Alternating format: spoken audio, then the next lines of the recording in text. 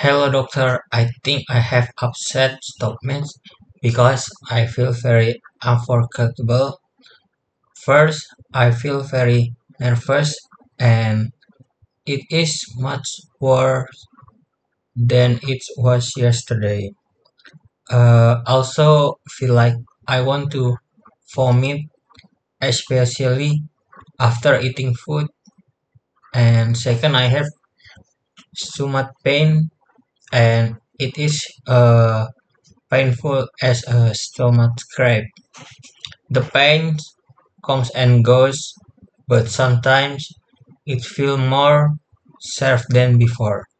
Third, I feel weak and a little drowsy, so I cannot focus on my activity.